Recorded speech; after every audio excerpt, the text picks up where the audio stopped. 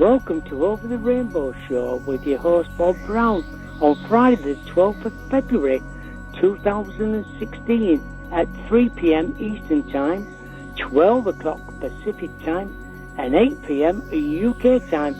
And to all our listeners from around the world, the number to ring the show is 347-539-5367 and from the UK 001-347-539-5367 and the chat room is open. Well, we're going to have a really good show this evening on Wednesday night. Unfortunately, we had a few technical problems on Wednesday, so we couldn't do the proper show on Wednesday, but Brenda Butler will be on next Wednesday, the 17th of February, 8 p.m. UK time.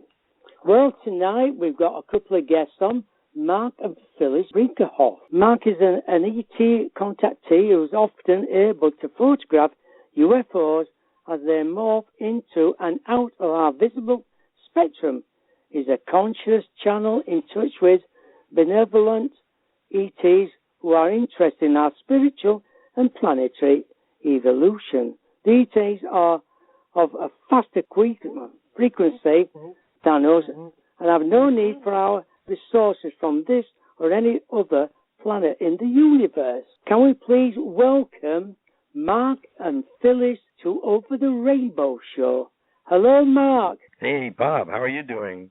Hey, Bob. Hi. Yes, I'm doing fine, Marc and Phyllis. It's so nice to hear your voices. Oh, it's great to hear you. I just wanted to comment, Bob, that, Bob, the music that you play is beautiful frequency generating music to start your show. Really sets the frequency beautifully. Yeah, it's by the Celtic Women. They're an Irish group of girls who sing it. Really beautiful. Oh, right. They do opera, they do various other songs, but they do a lot of opera songs, but they are a fantastic group of girls. Oh, wow. Fabulous. Yeah, like the Celtic Women, they sing incredible. Yeah, I've seen them on TV a few times singing, and they're absolutely out of this world. Yeah, they are. It's beautiful. Yes. Now then, Marc, for a lot of the people in the UK, they've probably heard you before on my show, but just give us a bit of insight into what you do and about what your encounters in Central Park. Oh, wow, that's really, I typed it up, and I'll read from it because it's easier for me to just do that than to start going all over the place, and then after that I can answer. Yes, that's fine. But Phyllis and I are both, we're working on a couple of books at the time. We're trying to finish one on our ET alchemical universal symbols. And we've had people working with them, a couple of friends who are intuitives as well, working with some of these lights. I don't even know what to call them. You can't call them a light symbol because they're made of light, but they're amazing. The language, or like a shorthand from Creator, that started with the first systems created. So this is what I learned from out on the crafts. So that these symbols, our friends are just, we're just playing with them, and they're getting all kinds of results, and they're telling us what they have. Yes. Like you could bless, put the symbol over a photograph, or draw something over a photograph, or draw the symbol of your pet or your family member or something. And depending on what it is, it could be love or praise or something for Creator. But anyway, we get little different results. So we're going to, hopefully people look forward to this because this is amazing. We're downloading, I guess I'll say, because it's all from the over higher frequency people and over the 12th dimensional spaces and beyond that. Yes. Other than that, I'm an artist. And Phyllis, you could talk about who you are. I'm an artist, and I walk in, came in 8 months. My mother was going to have a miscarriage, and I came in, and it was going to be a stillbirth. Well, I came in, and then, let's say, Creator helped, and we activated the body, and I got into it, and I was in it for the next month, and then came here. But I remember everything from before, where I came from, so I used to tell my parents that information, blow their minds. Yes. Because I had information before I was born from them, about them as well. But that's just that, but that's where it comes from. So I'm basically an ET here, soul-wise. I'm from the Universal Galactic, so I come in. It's my first time on planet Earth to be living on this physical density, but I visited Earth in past times, meaning hundreds, thousands of years ago, even when the dinosaurs were here. So I have walked on the planet in an etheric body as well. So that's why I was able to come in. But can I jump goes in? Further. Can I jump in and say one thing? Sure. About Mark? One of the reasons they elected to put him down here now was to remind everybody in the audience of who they really are. So basically, he's come down with very clear information and clear conscious memory of where he, soul travels at night, which basically living in two places at once. And really everybody on the planet is living in two places at once in their dream state, which is their out-of-body travel. Mm. And True. or it depends on what their frequency level is. Maybe some people can only get to the lower heavens or lower astral planes, and people that are of a higher frequency or more in touch with who they are can get to these much finer frequencies, and it's called soul travel. So Mark's premise is that he's here as a representative to remind everybody that they are indeed galactic souls, and so the things that he sees and the types of information that he communicates is to help people remember really who they are. And so, he came in, and it's not easy being Mark, I can tell you right now, because, it's very esoteric information that most people will just, I would say, 95% of the people that you would have this conversation with right now wouldn't even understand what we're talking about. So we realize that he is for the few, not the many. But I just wanted to clarify that particular point. Thank you. Oh. Yeah. Well, yeah. Thank you, Phyllis, for telling the listeners a little bit about it. Yeah, that's fine. Thank you so much for that. And I guess our UFO photography that's online too, in the website intergalacticmission.com, is the photographs are because they were always with me and they've always followed me as a child. So they said, well, we'll have me take the pictures, and Phyllis puts them online. And this has been even before I met Phyllis, since I was a little kid. But they're just trying to help people who have seen them with us to let them know, well, we're all working together, and this is how this works. And since they are my friends and family, I'm connecting to my own, let's say, our future aspects are out there, our higher self, over soul, or true self, as they call themselves on these galactic levels or universal spaces. We're like living in many places at the same time, because on those levels there's no time, but the over self or true self can create an aspect of itself, like another version that could go down to another planet system or galaxy somewhere and live there or experience there.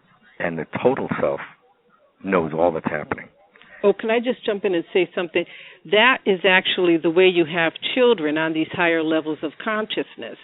That's we are what are considered children of our higher parts. So you're not really going into, like birthing children anymore.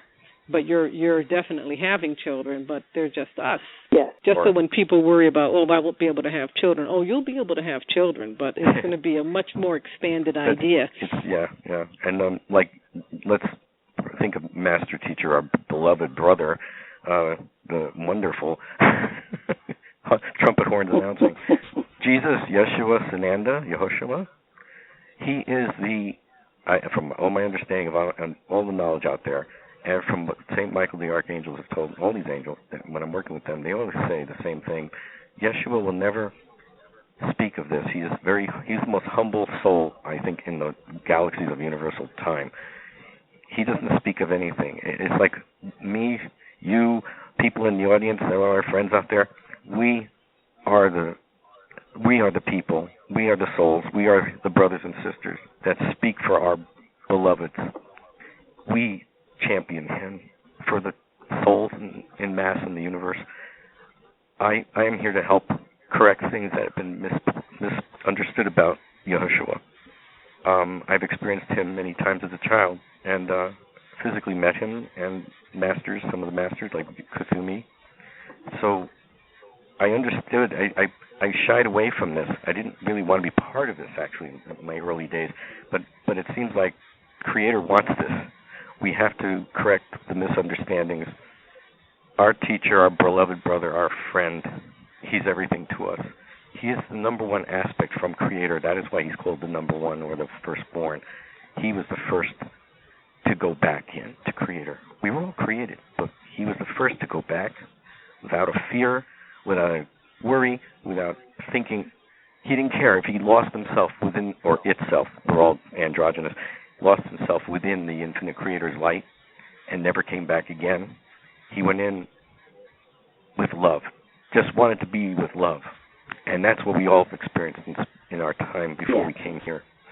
He was first in. Creator recognized that, knew that right away. And because of that, he experienced everything. He gave him all truth, everything that ever was, that Creator knew. He says, Creator said, go back and teach, tell the others. There's nothing to be worried about. Just go back and teach them, tell them all. So Yeshua came back, as soul came back out, and we all learned there's nothing about that intense, beautiful light of love. We were like near it, like a moth, but never going in. But Yehoshua took the first step. He went in. That is why, that's the reason he is known as the first, and he has been given that title, the one, the true one aspect of Creator. When he spoke in his time on planet Earth, I know I'm going on, people, I'm sorry, but this is what I'm being told to say. When he spoke to his apostles, let's say, but Peter, but John, don't you know that when you see me, you see the Father? Don't you know that when you see my face, you see the Father? He meant, you see me within, the Creator's within me, you see it reflecting back to you.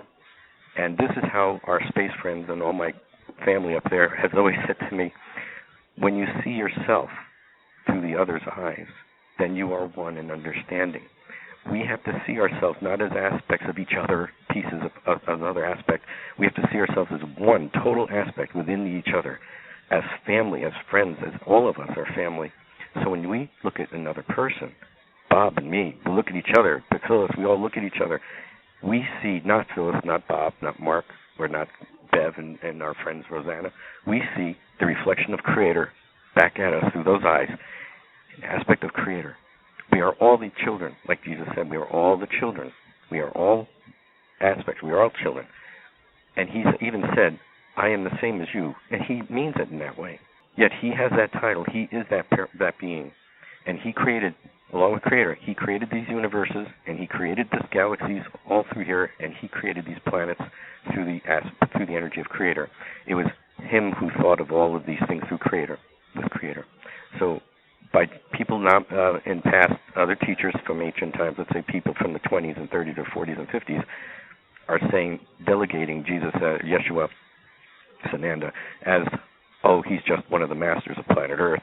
He's delegating out to this ray of color, which was not true. There's a bunch of misunderstanding teachings out there. He is the master of all masters and the teacher of all teachers. To put him on a line under another teacher, even called Maitreya, is wrong. He is above them all. And I've met Maitreya, and Maitreya represents love. But let me put it as clear for all people listening. Maitreya did not overshadow Jesus when he was here on Earth. He worked as a guide, maybe as a friend, as energy, like the angels would be nearby. We are guides and friends for our friends who are here. We represent or help them with their energies, but we do not give them the energy. Maitreya did not overshadow Jesus where Christ's energy came through him. Yeshua was the energy. He was that energy as a child when he was born. He carried that energy when he was in the womb. He has not changed, and he has never changed. He's alive right now and lives right now. He is a living being. He could come into your house right now and have tea with you. And he's done these things for people as well. So please, anyone understanding this, I know people want to push him aside, but even my Jewish friends understand what I'm saying. They all believe and understand. Yes. You know, I have lots of Jewish friends and other religions. Yeshua and let's say our universal Mary, Mother Mary, we call her Mary, Miriam, universal aspect of feminine polarity. Yeshua is the universal aspect of the masculine polarity coming through the dimensional space. The two of them are together, and they came together, and they are the aspects of that energy frequency. They are our spiritual or universal parents for aspect through Creator. Creator is our ultimate parent, our beloved. Creator is above all others, and we must always have devotion and complete reverence for our infinite Creator. But if we need to talk to somebody, that's Yeshua's there, Mary's there, and she's even said that to people. And now the main thing is these two beings, our beloveds, are not any way belonging or attached to any religious belief systems or any religions. In space, we have no religions.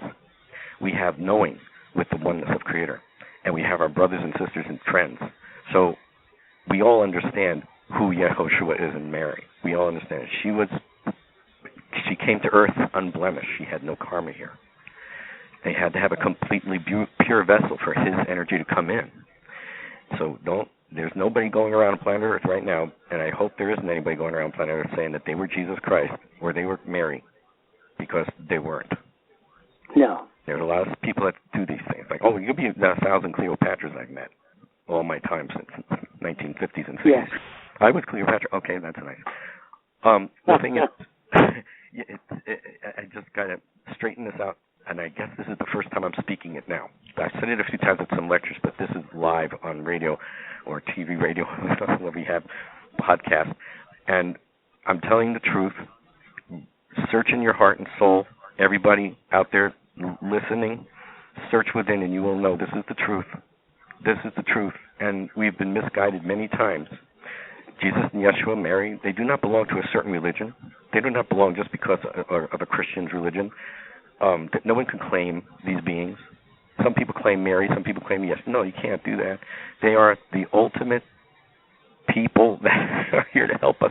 They've told me if a person doesn't believe is skeptical, doesn't believe in anything, if they just call out to us, Mary, whatever you want, call out to them in your heart, in your soul. Just call out and say, I need some help.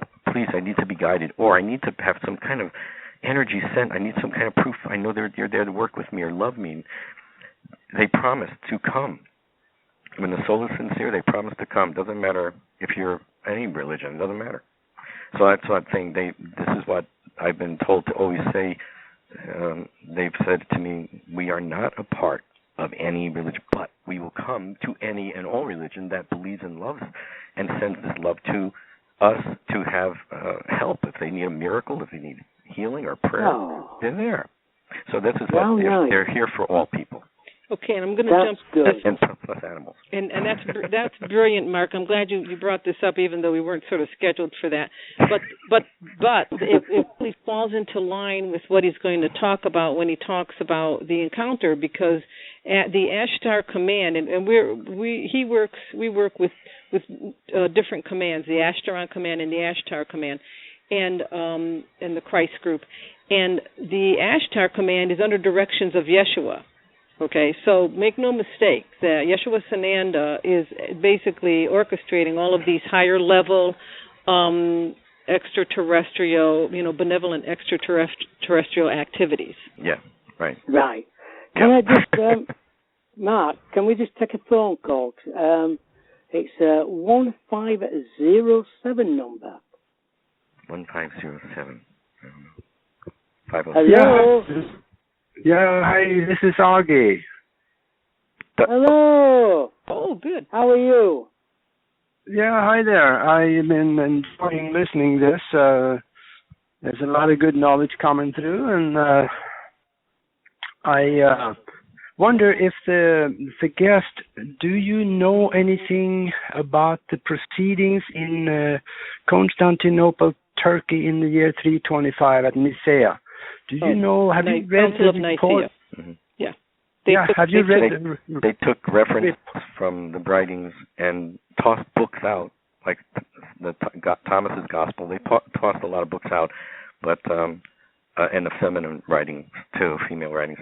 But they took out references to reincarnation that Yeshua always spoke about. they left a few in not knowing it, and I don't know exactly the Bible text, the verse, chapter, but it's also where Yeshua, Jesus said to his disciples, who are they saying I am? And one disciple says, well, they think that you're Elijah, come back. And another one says something else. And then Peter says, but you are Christ, you are the being. Well, Jesus says then, I tell you that Elijah did come back, and that was John the Baptist. So that's one reference. Then there's another one where they're walking to the temple, and Jesus is ahead of them, one of the synagogues, and they're walking up the steps, and there on the the side of the step is a poor man, a blind man from birth that everybody in town knew. Lazarus was his name. He's not the other Lazarus. This is a different one. So everybody knew he was the town. We all knew him from birth. He was blind. They all knew that. So everybody would give him alms when they went by the temple. And that day, the apostle said, Master, what about Lazarus? Was he, in his blindness, was it his parents' sins, or was it his sins that caused him to become blind? There is a reference to reincarnation, and Jesus said, in this case, neither. He came here to be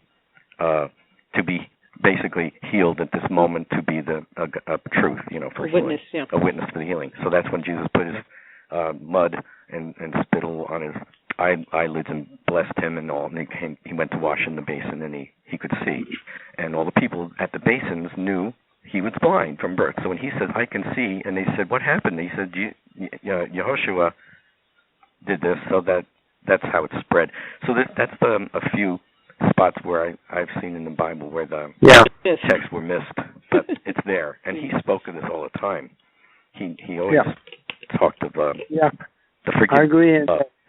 It's amazing how much they kept from us. Before 325, reincarnation was common knowledge, and everybody believed that. But they took that away, of course, and many other things. So it's good reading for you if you get your hands on the notes from those meetings. They are available.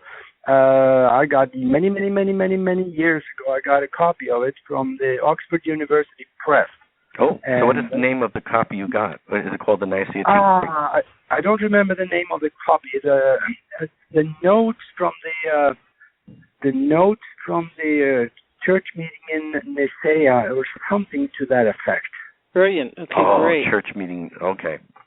Yeah, because there was a scribe that walked around and he recorded everything they were there several years, And I'm sure that was they tried to hide it, I'm sure. And wasn't it his mother that tried to get the actual cross unearthed, and she found it? I think it was his mother. Yeah, that's another one, because he was tried and convicted and executed. I mean, Yeshua now. He was tried, convicted, and executed for political agitation. Yeah. And they didn't use the cross for those. They used the pole. And that was also changed in 325. So you can look into that. Well, that we might have a conversation about that, because Marc has ecstatic visions, and he's actually seen quite a few of the things. He's seen the Annunciation, the way it actually happened. He's seen the crucifixion. He has that ability. He basically they take you there. I don't go do it. He's like a Christian mystic, but we don't talk about that. Take me there, and I witnessed it in 3D form in three places at once, like I'm in different places at the same time, witnessing from three perspectives, from behind the angel, from behind Blessed Mary, and side of the wall, and smelling the cooking that was going on in the house, and hearing the sounds in the background, and hearing them talking in another language, but telepathically. I understood everything they said in English. I heard Aramaic, I guess, and I had no idea that I was in Mary's mother's house and her father's house. I had no idea where this whole thing happened. Until years later, a couple of years later, or about a year later, I am guided to look at some pamphlets or paperwork that came in the mail. And it was about videos at that time, in the 80s, or early 90s, videos instead of CDs. It was videos. And one of them said, the House of Loretto. And it said, the actual house that Mary was raised in. And I said, ooh. I got to click on this and check this out. So I looked at it. I ordered the video, and when we watched it, I told Phyllis everything about the details of this vision when it happened. We were saying the rosary together, and all of a sudden I was out, and it was seconds for Phyllis, because for me it was minutes and minutes. I thought it was 20 minutes or more, but it was only seconds when I came back, and I was crying, and it's so 3D real. I could draw it. I'll just draw it someday. But Mary was hemming something on her lap, and she was sitting on a floor, a stool to the floor that was very low, like 10 inches off the floor. So I was thinking, this is interesting. And she was hemming clothing. And I saw on my right a stove of a sort of stove, I guess, in those days, with a cabinet above it, with crisscross pane with glass. That was Roman glass, I guess. And there was things inside. A pot was on the stove. It was cooking. I could smell it. It smelled like a stew. Everything was 3D real, like you were right there. And I was looking at the details, and there was a window way high above the door, way high up. And I thought to myself, that's odd for a window. And then I heard, oh, no, it's for ventilation in those days. And I can hear talking and clip-clopping of a donkey, and I can hear dogs in the background and chickens and birds. I can hear the people. So when we got the video, and I told Phyllis all about this, when we got the video, we click on it, and we're watching the show, and then they take us to the house of Loretto, which is in Loretto, Italy, and it was teleported from... But don't go into that. It was teleported into Italy. But that's getting too complicated. Things are going to get bad. Anyway, so there was. The window was up on the top above the door, and there was a stove. Everything was as I seen it, including the little footstool was there. So I was like, holy smoke. So this is when they've done these things, and when I guess it's an ecstatic vision. They take me there. I didn't do anything. I just want to jump in and say one thing, just in case there's people in the audience that think, oh, well, who's the Father of Jesus, right? The Holy Spirit. When Gabriel was Gabriel, right? Gabriel. Yeah. When Gabriel was standing there, this is what Marc expressed. When Gabriel was standing there, and she agreed to allow this to happen, to be the mother of the Savior. Yeah. I don't think she really understood exactly what that meant, but she agreed because the angel asked her, and God had requested it. It was a light came from above the angel into the angel. So like the Holy Spirit, God itself, came into the angel and then into Mary. Yeah, it went from coming through like the energy of the windows or something that I saw, this energy, beaming energy, hit Gabriel with light. He was already light. And then from his solar plexus and heart, he put his hands out, and the beam went boom right in towards Mary. And I was sitting behind Mary in spirit when she swooned backwards into a position I thought no one could get into when their back can bend that far. And her head was almost towards my lap, and she was in ecstasy. It was like the swooning back, and she was so amazing. And then she came back up with her hands to her heart and was crouching downwards over on her. She was on her knees, and she was crouching downwards towards the earth or ground and sobbing with love and light. She was just praising God, Creator in another language, but the love was there. And I to this day someday I'll have to draw it, but it's so amazing I can't even explain it. 3 positions at the same time to see in 3 perspectives at once. All I had to do was move my mind to different spots, and I was seeing from every spot, although I was still standing by the wall. And another thing I just want to throw in here. So if anybody has any misconceptions or who knows what the world wants to say about that particular event, because it's a real event. It actually happened. It wasn't an alien abduction that got her pregnant. So if anybody has that in the back of their mind, just put it to bed. It's not what happened. What happened was what happened. Although the Star of Bethlehem was a spaceship. That was a giant spaceship. Makes sense once we know who we are. And could you say your website again? This is very interesting. Do you have anything on this also that you can read more on the website or books on it or something? Are you talking about the vision? In general terms, what you're talking about. I would like to know more. So do you have anything on your website about that? Oh, no. No, but maybe I'll be writing it up. He should write it up. I've held back from this 1994 or 5 when this happened.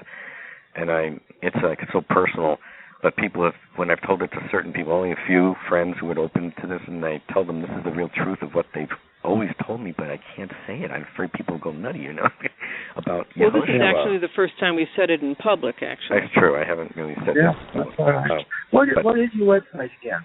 Say that. Intergalacticmission.com. INTERGALACTIC mission MISSION.com. Okay. And you can reach us there too at info@intergalacticmission.com.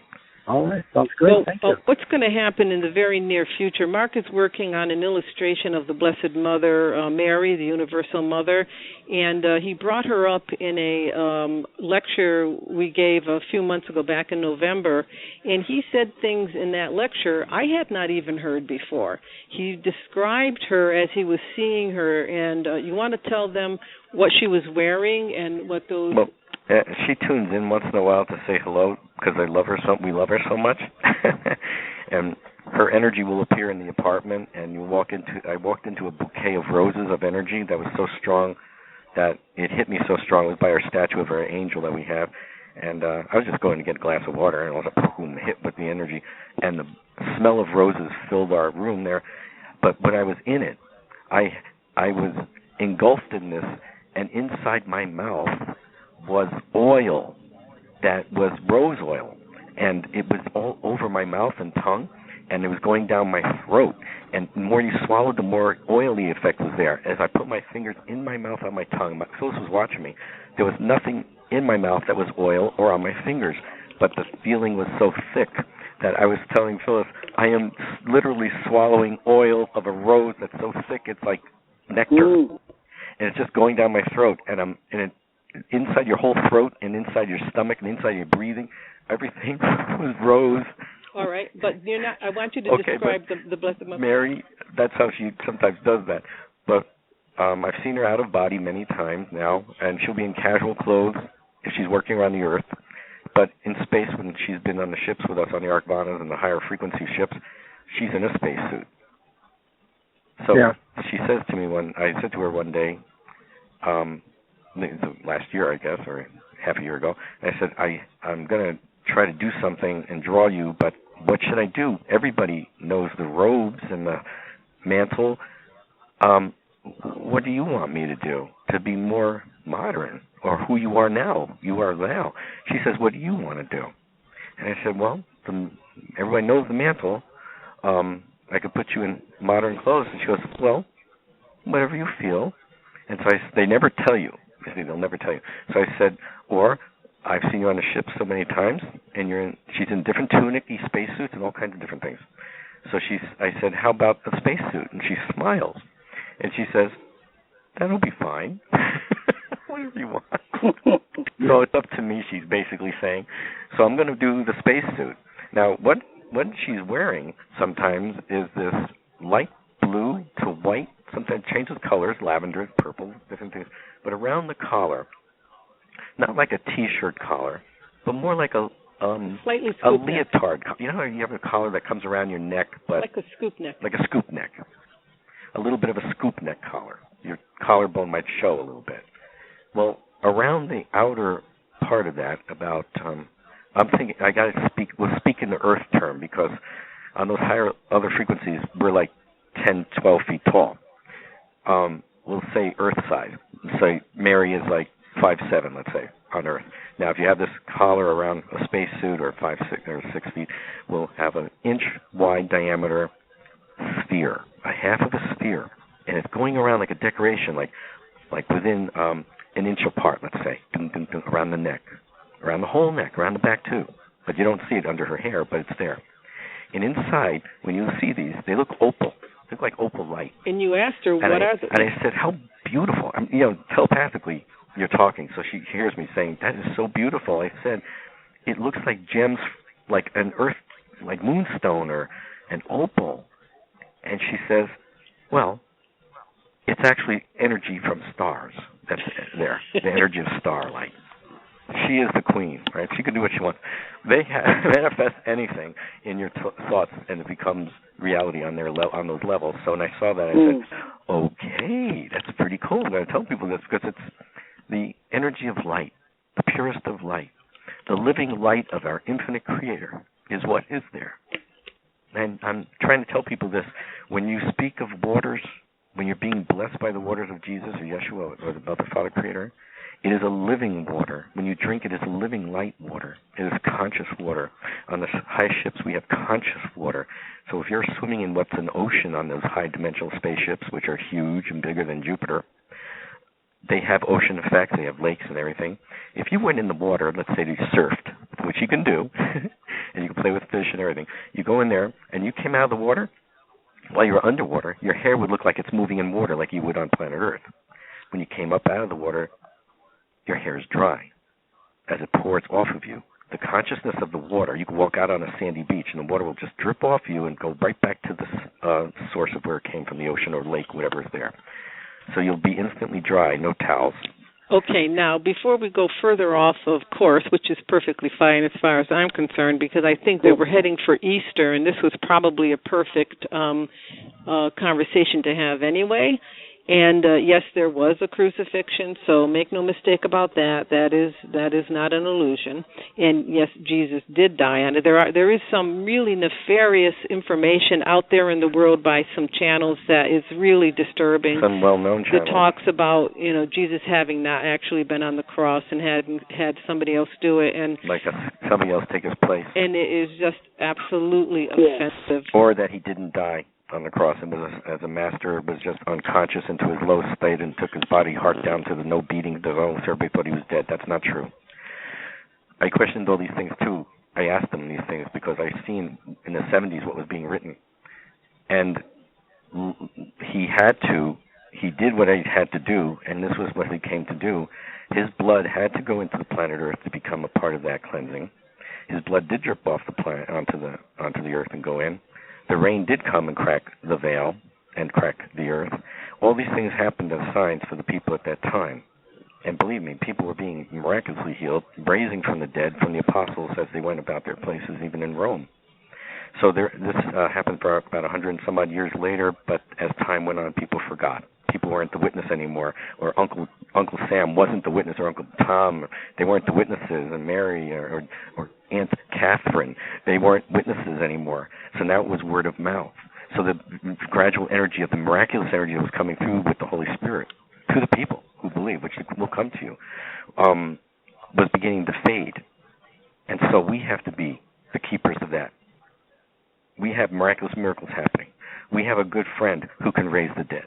We have people right now on this planet walking and talking for Yeshua. And I'm not just one of them. And I've had miracles. Yes.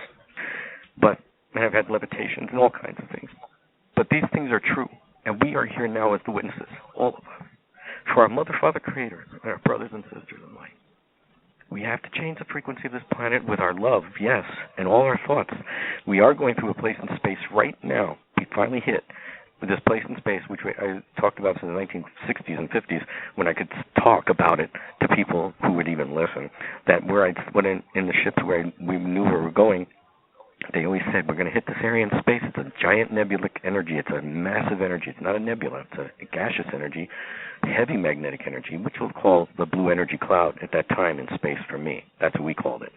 Here on Earth, they might call it a magnetic something else. Interstellar cloud or something. And there's many little interstellar clouds in the galaxy, too. But this is outside the galaxy. It's in deep space, where our galaxy, who rotates and moves, is going through that space. It just hit the edges of this intergalactic cloud, let's say the blue energy field, as we call it in space. And they said when we hit this, it's going to have the time. It's what's going to happen. They gave me signs in the 70s when I met Phyllis of what to expect, what to see before the time comes. And they said, when you've seen this, you will know it is going to happen. Here's what they quickly gave me in a real fast vision, 1978. Things we didn't know yet. A person walking on the street of New York with a giant radio on his shoulder. Now we know the boom box, but then we didn't know. I said to them, what is a person walking with a giant radio aiming on their head almost? And they said, these are signs you will see. So the boom box later turns to another person walking, and there's this giant headphone, like from a radio head show, TV shows or radio shows in the 50s and 60s. These giant headphones around their ears walking in the street. I said, what the heck?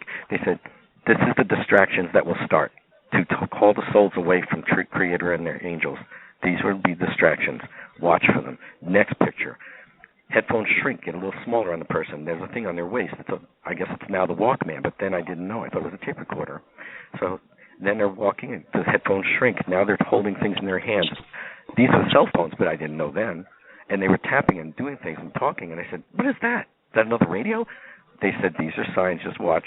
Now we know what they are, but back in 1978, I didn't know what they were. The headphones now shrink to wires in the ears, and they're still tapping things and holding things. And here's another one they saw, a guy looking at his wrist like a watch.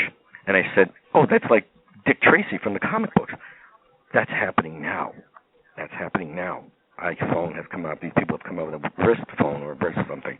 So then the earphone shrank to a pod in the ear, a thing on their ear, which was the Bluetooth, which I didn't understand when I saw that. And I went, that's weird. Then they're still tapping on stuff, but the things are going in and out of their pockets, like in their jacket or a purse. That's the small iPhones or small cell phones there. Next, remember the big cell phone with the antenna? That was there. That was there, and they were walking with a phone on their ear. And I said, what the heck are they walking with a telephone on their ear with an antenna? All to say, the first phone. Mark, all to say, these are the distractions that would begin to take most of humanity away from divinity. Yeah. The last one they showed me was earphones embedded towards the ear where you don't have a wire anymore. But, of course, our spies couldn't have that. But they do have that. So I saw that, and they said they still had the phone things in their hands, but they're small. And the thing on the wrist. That was the other one. So they said, these will be the distractions. Let them know. And that was where they ended the images. And they showed, they said, this will be the time when you know it's come. Now. You see now consciousness shifting towards trying to learn more. So this is what people are seeing. Our message from the crew and the space people and all our friends in Yeshua is try to keep these distractions limited. Try to not get too distracted. Make it your own whole life. And now they're doing selfies. Please, this is self-gravitizement. What do you call it? Self-absorption. Well, it's the ego. The ego. It's the ego over divinity. Is what it is. So they're keeping up, and our children and the kids are coming up to such a distraction that that this is all that matters. That these images are what's important. And these TV shows, let's say, we know who they are, live TV show, whatever they are. Those TV shows and their people are more important, and their design and clothing is more important. And this is aggrandizement of ego, aggrandizement of the self. And it's going to keep getting crazier. But this is to let us know. I can imagine. Back everybody. On that point, Mark, can we just take another phone call? We've got two more phone calls here. Oh, thanks. And... hello, you're through. Yeah, okay. How are you, Mark? How Hello, are you, would you like to ask Mark and Phyllis a question? Yeah, I've got a lot of questions, and I've missed the beginning of the show because it was difficult to get through with the websites.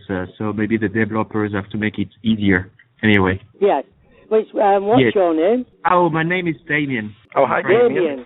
You're on the chat room. It's Rainbow Flame Light Energy on the interface. Your Rainbow Flame. Okay. Interface, yes. Yes. Yes. I'm just confused with all the religions and the history with wizards and witches in Europe, shamans, or I'm staying in Africa. I've been traveling a lot, so I've seen things. I've learned a lot of things, and we are using words, but everybody seems to have a possibility to connect to this energy or to use the energy.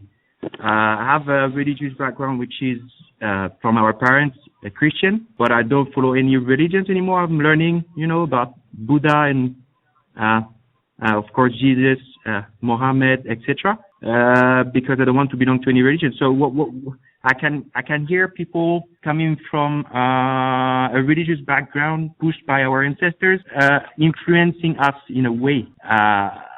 So what about the other prophets to say? Well, just remember that Jesus really wasn't a prophet. He was the Savior. The bottom line is, if you look at all of the things that Mark is saying from an extraterrestrial point of view, or let's say, a beyond spiritual, this is more in the terms of God realization.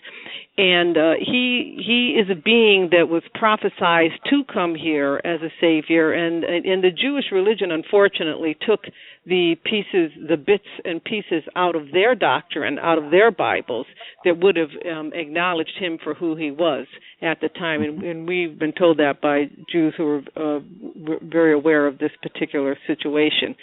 And he is really a galactic being, as are all of us.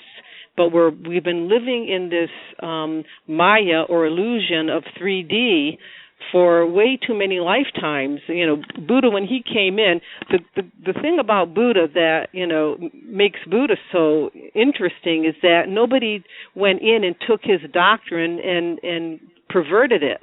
They didn't pervert the doctrine of Buddha. So Buddha lands up sounding like he's more accurate than Yeshua.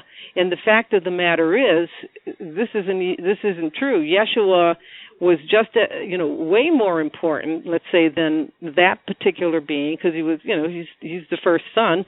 And but because of what religion, quote unquote, religion did to his true teachings, people now are very, very, very confused because they were taught to be prejudiced. They were taught, to condemn others, in the name of religion. And this is nothing, absolutely nothing, what the true reality of Yeshua is about. And this is why we're at this point realizing that this could be our core mission, aside from the fact that we're trying to just remind everyone you are already galactic beings with multiple aspects of yourselves on these much finer frequencies, and you just have to remember how to tune back up to that. And, Marc actually teaches that in his lectures. He gives protocols on how to do that. But, a lot of other religions do that. I mean, a lot of other I don't know if it's religions, but a lot of other protocols help people do that. But the primary reason we feel at this point is to straighten out the lies that have been created about these two particular beings, Yeshua and Mary, and to set the record straight. Because we can't take it anymore. We can't take, he's been put aside, they've been thrown aside as though they're just old information that isn't relevant anymore. Maybe some people that are very religious in the Christian religions, and we love so deeply so many of those people, they still, hold on to who he is.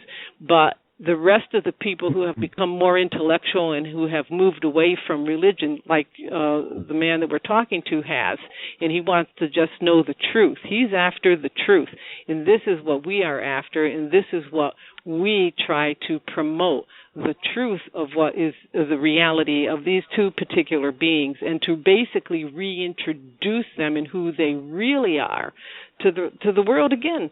And as Marc said, at this particular moment in time, as we're moving into this much, much faster frequency, people may be ready to discern what is being said. And at the end of the day, everybody in the audience can discern for themselves whether what they think they are hearing is true or not.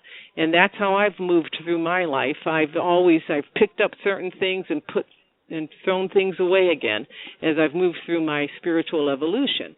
Marc has never changed ever in anything that he has said, and we've been together for 38 years, and that's a long time to wait for somebody to say something that isn't consistent. He has never in 38 years ever changed any of the things that he is saying today from back then, because his information and his knowledge has always, been coming in from these much finer frequencies of truth. And we actually, in one of our symbols that just recently came in for the book that he's working on, and this is going to be a pretty darn interesting book, I can tell you right now, when we finally get it done. I said to him, Marc, could you go get a symbol for a spiritual warrior? I think a lot of people would love to have a symbol for a spiritual warrior, because I'll often say to him, could you get a symbol on this or can you get a symbol on that? And so when he goes and he parks the car and he has an hour and a half to meditate, he'll go and he'll come back. Sometimes, he might not have the symbol. He says, I didn't get it yet. But he went down that day and he said, I asked for spiritual warrior, but what they told me is, we don't really have war on these frequency levels, but what we can give you is a spiritual defender of truth. So we didn't get spiritual warrior because they don't have war, but we did get the symbol for spiritual defender of truth. And frankly, that's who we are. Yeah. So is everybody listening. We're all defenders of the light, the truth, the truth. We want none of this I mean, I don't even know what to say anymore. Well, I think we're saying it pretty clearly. I know we never got to the Isaiah 53 was taken out of the synagogue teachings because it spoke of Yehoshua. That's all. I typed it into chat room. I can read this quickly if you want, Bob, about the ET meeting in the park. Yes, everybody. You can do. Yeah. Okay, and thank you, Damien. Thank you. Thank you for your. Put your note, Damien. Yeah, thanks very much. Damien, go to the website, intergalacticmission.com. You can email us there. You can email Mark. Meeting an ET in Central Park and being teleported onto the spaceship on Monday, August 10th, 2015. On Monday, August 10th, 2015, I walked my wife Phyllis to the subway train station at West 86th Street, Central Park West in New York City. I then walked over to Central Park around 12:40 p.m. I went to the benches where I like to meditate and pray, while casually skywatching for my ET friends. I just do that. I telepathically call out to them with a high energy vibration of love and a feeling of humbleness and praise for our beautiful, loving, and radiant Creator. They call Creator radiant, loving Creator. I also concentrate on an image of a spaceship, the standard look of the flying saucer, like you might think in a movie or so. So sitting and scanning the sky, while repeating the space words my ET friends taught me, which are on the intergalactic mission under questions and answers. That's just a few of them. When I was very young, I stopped and looked straight up at the sky and saw birds flying, beautiful sky, blue. I could hear people talking behind me. I noticed a family having a picnic on a blanket off to my left where I was sitting. It was on a grassy area about 25 feet away. 3 kids and playing in the grass. And there was a woman sitting on a rock eating lunch nearby and behind them. It's just like all this was peripheral. I could see all this. While meditating, I noticed peripherally on my right side a very tall, I'm like 6'7", young man appear from nowhere and walking slowly towards me on my right. And now in this area he was walking is not an area that people normally walk. It's kind of private. It's like if you were sitting on a bench, it would be like somebody's like 2 feet in front of you walking by, so they disturb you. And most people don't do that. They walk in a different area. So this man is doing this. He's walking. He walks strangely, and he smiled at me. So I turned to observe him and his energy of his aura, which looked benevolent, kind, and gentle, and loving. And I thought for a few seconds, like these thoughts came to my mind, what a nice-looking, put-together young guy in this beautiful, perfectly fit suit, like a light silver gray suit. I also thought it must be hot because it was August. It was hot in the suit. And then I had this old TV commercial pop in my mind where it's a Men's Warehouse guy, and he says, you're going to like the way you look, I guarantee it, in the suit that they make for you. This suit was so perfected and put on him that it was that kind of model effect, I next thought that he reminded me of Klaatu from The Day the Earth Stood Still, the original one, 1951, the original Klaatu. There's a part where Klaatu is walking in a business suit or admiral suit or something, and it's all perfectly formed on him. That's what it was like. So that popped in. So I stared at him, and Michael Rennie at that time was about 6'2" or something. So this guy's really tall. So I thought, wow, he must be like 6'5" or bigger. Oh my God, he's huge. I felt calm, and his smile was beautiful and kind. He casually and yet oddly walked over to me and sat down next to my right side, right next to my green tote bag, which had the camera and my binoculars in it. And his left leg was touching my tote bag. That's how close he was sitting. He took something out of his right jacket side pocket or lapel, and he says to me, it's like a little silver cylinder about 3 inches long and about 1 inch wide, just a cylinder, shiny silver. He says, do you mind if I interview you? I replied, no, about what? And he's grinning and he's smiling, really nice teeth, right? He says, how about what is happening right now? So I thought to myself, I was puzzled. I said, what does he mean, right now? Right now on Earth, or right now on Earth, or right here in this moment? And I was being blocked telepathically by him to say anything. And even though my intuition and suspicion was up that this was not a normal person, it was being blocked as if he had to continue talking. So I said, well, what do you mean, politics? Maybe I can tell you about that. So I talked about politics, which I don't like. I hate politics, actually. But I don't want people thinking I know I like that. So I said, I don't trust politicians, blah, blah, blah. I then laughed in a little. I was laughing, and he said, like you go, I don't believe it. Because all the time I was talking, he was smiling broadly and nodding his head up and down like he agreed with me, while at the same time glancing with his eyes up to the right in the sky. He was like telling me to look up there, and the way a person directs you to look. Then he's calmly holding this shiny silver cylinder in his thumb and forefinger, and he's aiming it to me with his palm up. He put it in front of my mouth, and he moved it around my face, and he put it around my head. Then he brings it down to my solar plexus. He's moving around. He comes back to towards my mouth. He's about 10 inches or so from my mouth. The cylinder also had very tiny, thin black wire that came out from the bottom center, went under his lapel. There was no dots or holes or anything on the top of that cylinder to look like a microphone. It was just a solid, smooth cylinder, which, of course, I'm thinking this is weird, right? So I thought for a microphone it should be near my mouth, but he kept moving it all around me.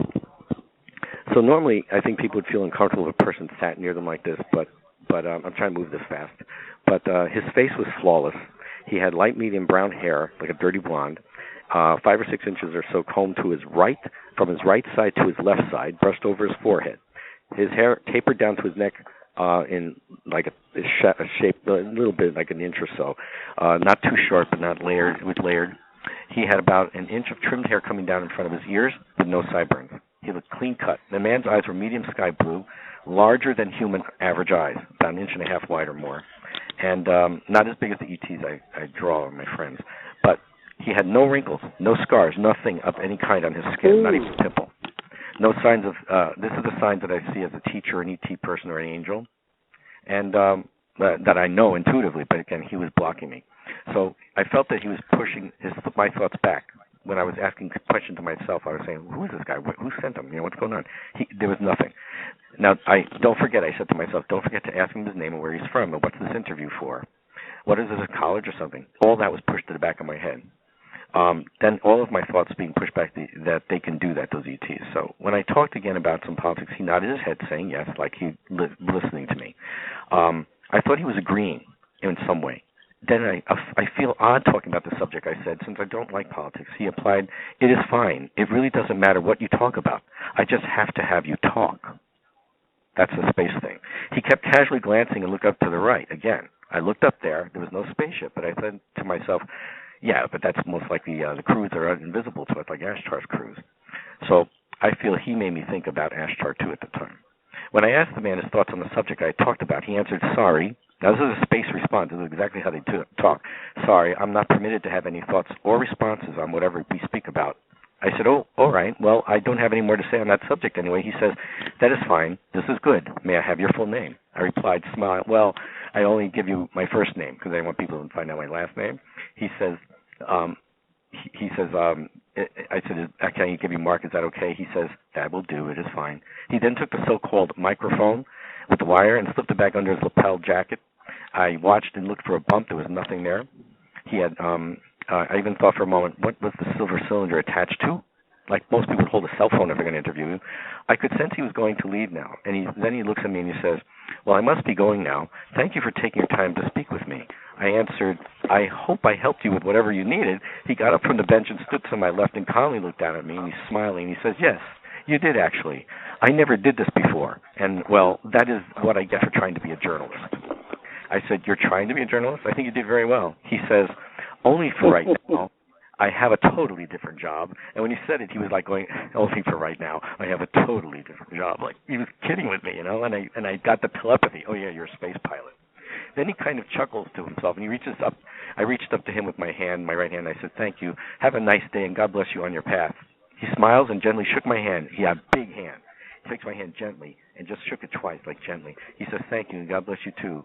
He turns and walks away, and when he got to roughly within 5 feet from me from the bench, I could see his aura, and it was full of light. I immediately stood straight up and watched him as he walked down the paved path. I was telepathically blocked from getting my camera from my bag because I was going to reach in and get it and take a picture of him walking away, and I heard, do not intrude on his energy. Picking up my bag, I followed him. And he walked so oddly slow and strange, like he was walking through mud, cement. I knew something was happening, and I said to myself, wow, you forgot to ask him all the questions. Who he was, where he's from, what? That's what I was thinking to myself, what? So I watched him and his energy, and as I watched people walking with dogs, none of the dogs looked at him. None of the people observed him and go by right near them, 3 feet from him. He's 4 feet away from some people sitting on benches with children at the playground. No one looked up. And most people watch people and they walk by. As I watched him slowly walking away, I watched him going around a curve. I could see his big tallness. He just dematerialized. And I looked further. There was nobody anywhere on the sidewalks. So that's the end for that experience. But then I turned and went over to the spot where I stand by a tree, which you could see online. And I just talked to the people up there, the crew, and I said, well, that was it. I just thought, this is interesting, but they blocked me from realizing. I knew something was fishy, but I was blocked from reacting, even calling Phyllis. So that's kind of it. That's when I got teleported when I looked at the craft. Oh, we're out of time, Bob. I didn't realize. That's okay. It's okay. Yeah, it's fine. We're all right. And I'll get out to it's been a busy night. It's the phone calls when they come in and people start talking. But that's what radio's all about. The talk next and walk. Time you come on again, we'll go into symbols next time and other things. And okay. There's more to this, but that will be another time. Thank you so much to both of you for coming on the show tonight. It's always been beautiful. You can always feel your energy when you're around us all. Well, thank you, Bob. And if anybody wants to just see a little bit more and see the photographs that Marc took, they had the time lapse and everything else. They can just go to look at encounters. Yeah, I had 24 minutes missing between two photographs, the first and the second. That's where they took me on the ship and they saw everything from the sky. And Ashtar met me. It was amazing. So I'll go into that next time for everybody. Because it's important stuff. Can you let everybody know where they can get in touch with you? Okay, everybody. intergalacticmission.com. And info. Wonderful. And talk with friends of Love of Life. I'm so blessed to have a boss who is extremely thoughtful, understanding on how valuable these talks are. Ooh. What did he say? I am so blessed to have a boss. Talk with friends, a Love of Life. Most of my questions, well, it's just gone down again. I'll just get it up again. It's in the chat room. I'm seeing it still. I'm so blessed to have a boss who is extremely thoughtful and understanding on how valuable these talks are. Yeah, 25,000 stars next to that one. Yes. Thumbs up. And it just brought again. It said, most of my questions come from out-of-the-body experiences I have begun to have and the beings who I've interacted with. I have began to have, and the beings who I've interacted with. Yeah, the light beings and the space people that are high teachers. And yeah. Anyway, thank you so much. It's been always good when you two are on the show, and everybody's enjoyed it. There's been loads in the chat room again tonight. It's been a full house. Wow. Well, that's good. I think it was interesting the direction we went in because we didn't expect to go in that direction. We really... but that's how things go. It's because Argy rang up. Argy Knox, they call him. He's from Norway, but he lives in California. He's on Facebook, he's Argy. It's A-A-G-E, Argy. And his last name is Knox. It's N-O-S-T. I'm confused. That was Auggie's name? How did he spell it? Yes, Argy Knox. He's from Norway originally. Oh, Norway. Yes. Yeah, Argy. How's the last name spelled? N-A?